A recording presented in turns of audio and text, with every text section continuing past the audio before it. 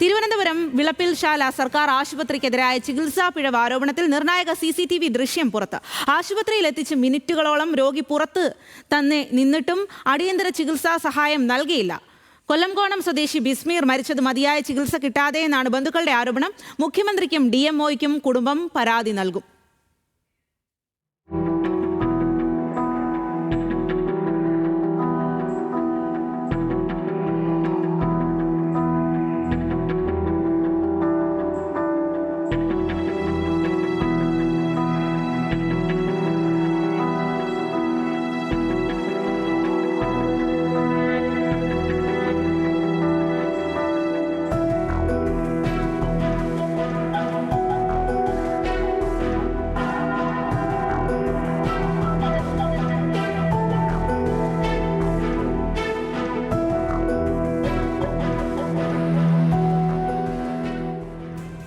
വിവരങ്ങളുമായി ദേവനാണ് ചേരുന്നത്. ദേവൻ, ആ ദൃശ്യങ്ങൾ നമുക്ക് കണ്ടു നിൽക്കാൻ സാധിക്കാത്തതാണ്. അത്രയ്ക്കും സുഖമില്ലാതെ നിൽക്കുകയാണ്. പക്ഷേ കൃത്യമായ സമയത്ത് ചികിത്സ ലഭിച്ചില്ല എന്നുള്ളൊരു ആരോപണമാണ് ആശുപത്രിക്കെതിരെ ഉണ്ടാകുന്നത്. അതിൻ്റെ നിർണായകമായിട്ടുള്ള CCTV ദൃശ്യം കൂടിയാണ് നമ്മൾ കണ്ടത്. ഇക്കാര്യത്തിൽ എന്താണ് അവർ പറയുന്നത്? അതുപോലെ തന്നെ ആശുപത്രി അധികൃതരുടെയൊക്കെ ഒരു വിശദീകരണം ലഭ്യമാണോ?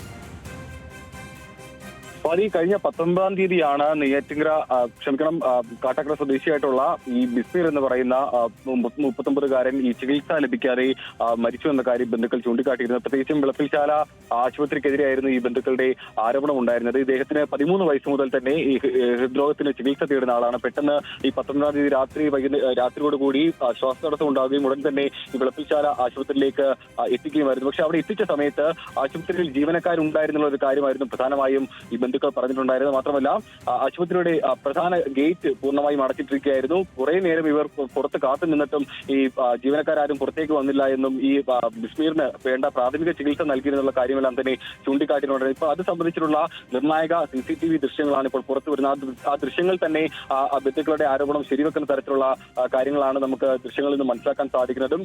ബിസ്മീറുമായി ഭാര്യ അവിടെ എത്തുന്നത് ദൃശ്യങ്ങളിൽ കാണാൻ കഴിയും. അവിടെ പൂർത്തിയായ കസേരയിലാണ് ബിസ്മീർ ഇരിക്കുന്നത്. വളരെ നേരം അവിടെ ഇരുന്നിട്ടും ആരും തന്നെ ബിസ്മീറിന്റെ അടുത്തേക്ക് എത്തുന്നില്ല, അല്ലെങ്കിൽ ഈ രോഗിയുടെ അടുത്തേക്ക് എത്തുന്നില്ല.